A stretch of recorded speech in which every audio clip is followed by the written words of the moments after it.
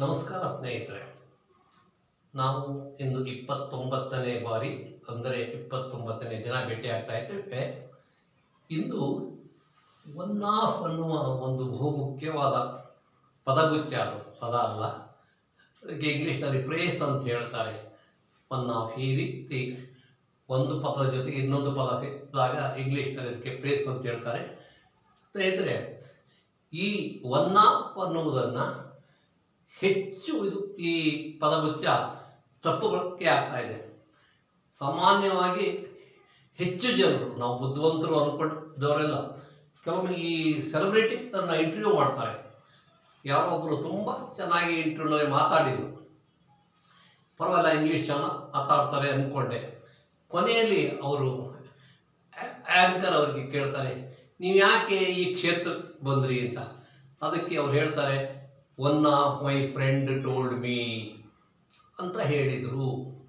ಭಾಳ ಬೇಸರ ಆಗ್ತು. ಸ್ನೇಹಿತರೆ, ಎಲ್ಲಿ ನಾವು ಒನ್ ಆಫನ್ನು ಬಳಸ್ತೇವೋ ಅಲ್ಲಿ ಯಾವಾಗಲೂ ಮುಂದಿನ ಪದ, ನಾಮಪದ ಬಹುವಚನ ಆಗಬೇಕು. ಅದರ ಅರ್ಥ ಒನ್ ಆಫ್ ಅಂದರೆ ಅನೇಕಲ್ಲಿ. ನೋಡಿ, one of my friends, one of my relatives, one of my classmates ಆಯಿತಾ, ಓಕೆ. ಮತ್ತು one of my known people, ಈ ಥರ ಏನು ಬೇಕಾದ್ರೂ ಆಗ್ಬೋದು. One of my residents. ನೋಡಿ, ನಾನು ಸಮಯ ತೋರ್ತಾಗ ಸ್ವಲ್ಪ ಇದಾದಾಗ ಎಲ್ಲ ಭಾಷೆ ಹಾಡುಗಳನ್ನು ಕೇಳ್ತೇನೆ. ಅದರಲ್ಲಿ ಈ ವಿಡಿಯೋ, ಈ ತೆಲುಗು ಕೆಲವು ಶಂಕರಾಭರಣಮು ಮತ್ತು ಈ ಸ್ಟೂಡೆಂಟ್ ನಂಬರ್ 1 ಇದೆ, ಅಲ್ಲಿ ಕೀರವಾಣಿಯವರು ಆ್ಯಕ್ಚುಲಾಗಿ ಅವರು ಮ್ಯೂಸಿಕ್ ಡೈರೆಕ್ಟ್ರು, ಅಲ್ಲೊಂದು ಹಾಡನ್ನು ಹಾಡಿದ್ದಾರೆ. ಅದರಲ್ಲಿ ಎಕ್ಕಡೋ ಪುಟ್ಟಿ ಅಂತ ಆ ಹಾಡು ಬಗ್ಗೆ ಸ್ವರಾಭಿಷೇಕಮಲ್ಲಿ ಹೇಳ್ತಾರೆ. ಅವ್ರು ಓದಿದ್ದು ಬರೀ ಇಂಟರ್ಮೀಡಿಯೇಟು. ಈ ಹಾಡು ಬಗ್ಗೆ ಹೇಳ್ತಾರೆ, one of the most memorable songs ಅಂತಾರೆ. ಸಾಂಗ್ ಅಲ್ಲ, ಸಾಂಗ್ಸ್ ಅಂತ. ಅದು ನೋಡಿ ಕೇಳಿ ನನಗೆ ಭಾಳ ಖುಷಿ ಆಯಿತು. ಅವರು ಯಾವ ವಿದ್ಯಾಭ್ಯಾಸದ ಮಟ್ಟ ಏನಾರು ಇಲ್ಲಿ ಜ್ಞಾನ ಇರಬೇಕು. ಈ ಬೀಚಿಯವರು ತಮಗೆ ಹೇಳಿದ್ದೇನೆ, ಅವರು ಯಾವುದೇ ಕಾಲೇಜು ಮೆಟ್ಟಿಲೇ ಏರಿಲ್ಲ. ಅವ್ರ ಇಂಗ್ಲೀಷ್ ತುಂಬ ಚೆನ್ನಾಗಿತ್ತು. ಈಗ ನೋಡೋಣ, ಇದನ್ನು ಸಂಕ್ಷಿಪ್ತವಾಗಿ ಹೇಳ್ತೇನೆ, ದಯವಿಟ್ಟು ಗಮನಿಸಬೇಕು. ನೋಡಿ, ಒನ್ ಆಫ್ ಮೈ ಫ್ರೆಂಡ್ಸ್, ಎಲ್ಲಿ ಒನ್ ಆಫ್ ಅಲ್ಲಿ ನೆಕ್ಸ್ಟ್ ಫ್ರೆಂಡ್ ಬರಬಾರ್ದು, ಫ್ರೆಂಡ್ ಬರಬೇಕು. ನೋಡಿ, ಇಲ್ಲಿ ವಾಂಟ್ಸ್ ಇದೆ. ಯಾಕೆ ಅಂದರೆ ಸ್ನೇಹಿತರ ಒಬ್ಬರ ಬಗ್ಗೆ ಮಾತಾಡ್ತಾ ಇದಕ್ಕೆ ವಾಂಟ್ಸ್ ಇದೆ. ನೋಡಿ, ಗ್ರಾಮರ್ ಕಲ್ಕೋತಾ ಇದ್ದೀವಿ. One of my friends wants to go abroad. ವಿದ್ಯಾರ್ಥಿಗಳು ಮಾತಾಡ್ಕೋತಾರೆ, ನನ್ನ ಫ್ರೆಂಡ್ಸ್ ಅವರೊಬ್ಬ ಅಬ್ರಾಡ್ಗೆ ಹೋಗ್ಬೇಕಂತೆ. One of my friends wants to go abroad. ನಮ್ಮ ಮಿತ್ರರಲ್ಲಿ ಒಬ್ಬ ವಿದೇಶಕ್ಕೆ ಹೋಗಬೇಕಂತೆ. ಹಾಗೆ ನೋಡಿ, ಒನ್ ಆಫ್ ದೆಮ್, ನೋಡಿ, ಒನ್ ಆಫ್ ದೆಮ್ ಅಂದರೆ ಅವರುಗಳಲ್ಲಿ ಒಬ್ಬರು wants to become an actor. ಅವರಲ್ಲಿ ಒಬ್ಬರು ಅವರು ಆ್ಯಕ್ಟರ್ ಬೇಕಂತೆ. ಯಾವ ಆಕ್ಟರ್ ಬೇಕಾದ್ರೂ ಆಗ್ಬೋದು, ನಟರಾಗಬೇಕಂತೆ. ಮಾತಾಡ್ತಿರ್ತಾರೆ. ತುಂಬ ಜನ ಇರ್ತಾರೆ, ಓದಿ ಅವರು ಎಲ್ಲ ಕ್ಷೇತ್ರ ಬಿಟ್ಟು ಎಂಜಿನಿಯರಿಂಗ್ ಓದಿ ಮೆಡಿಕಲ್ ಓದೋರು ಕಡಿಮೆ, ಎಂಜಿನಿಯರಿಂಗ್ ಓದೋರು ಬೇರೆ ಬೇರೆ ಓದೋರೆಲ್ಲ ಫಿಲಮ್ ಫೀಲ್ಡಿಗೆ ಬಂದಿದ್ದಾರೆ. ಎಂಜಿನಿಯರಿಂಗ್ ಮೆಡಿಕಲ್ ಓದೋರು ಇರ್ಬೋದು, ಅವರ ಸಂಖ್ಯೆ ತುಂಬ ಕಡಿಮೆ ಅಂದ್ಕೊಂಡಿದ್ದೇನೆ. ಹಾಗೆಯೇ ನೋಡಿ, ನಮ್ಮ ಯಾರು ಧನಂಜಯ್ ಇದ್ದಾರಲ್ಲ, ಅವರು ಡಾಲಿ ಧನಂಜಯ್ ಅವರು ನಮ್ಮ JC-ನಲ್ಲಿ BE ಮಾಡಿದವರು, ಪ್ರತಿಭಾವಂತ ವಿದ್ಯಾರ್ಥಿ. ಅವ್ರಿಗೆ ಅವ್ರ ಎಂಜಿನಿಯರಿಂಗು ವೃತ್ತಿ ಇಷ್ಟ ಆಗಲಿಲ್ಲ. ಆವಾಗ ಅವ್ರು ಹೇಳ್ತಾರೆ, ಅವರ ಟೀಚರ್ಸ್ ಹೇಳೋರು, one of my students has become an office that actor, ನಟ ಆಗಿದ್ದಾರೆ. ನೋಡಿ, one of them wants to become an actor. ಅವರುಗಳಲ್ಲಿ ಒಬ್ಬ ನಟ ಆಗಬೇಕಂತೆ, actor ಆಗಬೇಕಂತೆ.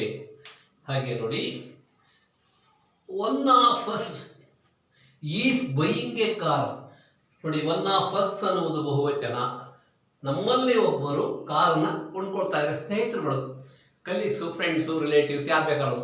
One of us is buying a car. ಎಲ್ಲ ಯಾರೋ ಕೇಳ್ತಾರೆ, ಏನು ಎಲ್ಲರೂ ಹೊರಟ್ರಲ್ಲ ಫ್ರೆಂಡ್ಸು, ನಮ್ಮದು ಕಾರ್ ಕೊಂಡ್ಕೋತಾ ಇದ್ದಾರೆ, ಅದಕ್ಕೆ ನಾವೆಲ್ಲ ಹೋಗ್ತಾ ಇದ್ದೇವೆ, ಕ್ಲೋಸ್ ಫ್ರೆಂಡ್ಸ್ ಹೋಗ್ತಾ ಇದ್ದೇವೆ ಅಂತ. ನೋಡಿ, ಇಲ್ಲಿ ನೋಡಿ, ಒನ್ ಆಫ್ ಮೈ ರಿಲೇಟಿವ್ಸ್. ನೋಡಿ, ನಮ್ಮ ಸಂಬಂಧಗಳಲ್ಲಿ ಒಬ್ಬರು ಈಸ್ ಎನ್ IAS ಆಫೀಸರ್. ಹೇಳ್ಕೊಡ್ತಾರೆ ಸಾಮಾನ್ಯ ರಿಲೇಟಿವ್ ಇದ್ದರೆ. ನಮ್ಮ ರಿಲೇಟಿವ್ಸಲ್ಲಿ ಒಬ್ಬರು IAS ಆಫೀಸರ್ ಆಗಿದ್ದಾರೆ. ಜ್ಞಾಪಕ ಇಟ್ಕೋಬೇಕು. ನೋಡಿ ಹೀಗಾದ್ರೆ one of my friends wants to go abroad. ನೋಡಿ ಹಿಂದೆ ಹೇಳಿದ್ದೇನೆ, ಅಬ್ರಾಡ್ಗೆ ಟು ಇಲ್ಲ, ಹೋಮ್ಗೆ ಹಿಯರ್ ದೇರ್ಗೆ ಟು ಹಾಕೋಂಗಿಲ್ಲ. One of my friends wants to go abroad. ನಮ್ಮ ಸ್ನೇಹಿತರಲ್ಲಿ ಒಬ್ಬರು ವಿದೇಶಕ್ಕೆ ಹೋಗಬೇಕಂತೆ.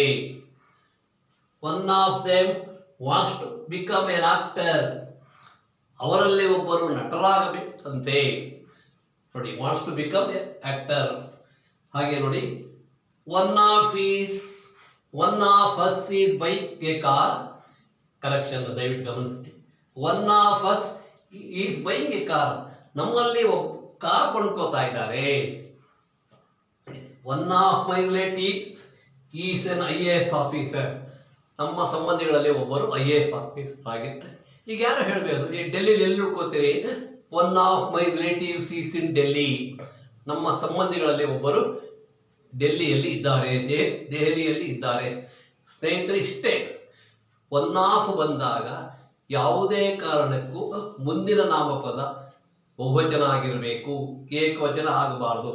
ಒನ್ ಆಫ್ ಮೈ ಕ್ಲಾಸ್ಮೇಟ್ ಅನ್ನಬಾರ್ದು, ಒನ್ ಆಫ್ ಫ್ರೆಂಡ್ ಅನ್ನಬಾರ್ದು, ಒನ್ ಆಫ್ ಮೈ ರಿಲೇಟಿವ್ ಅನ್ನಬಾರ್ದು. ಒನ್ ಆಫ್ ಬಂದಾಗ ಬಹುವಚನೇ ಇರಬೇಕು.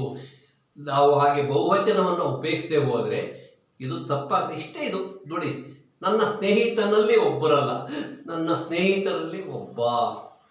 ನಮ್ಮ ಸಂಬಂಧಿಯಲ್ಲಿ ಒಬ್ಬರಲ್ಲ, ನಮ್ಮ ಸಂಬಂಧಿಗಳಲ್ಲಿ ಒಬ್ಬರು.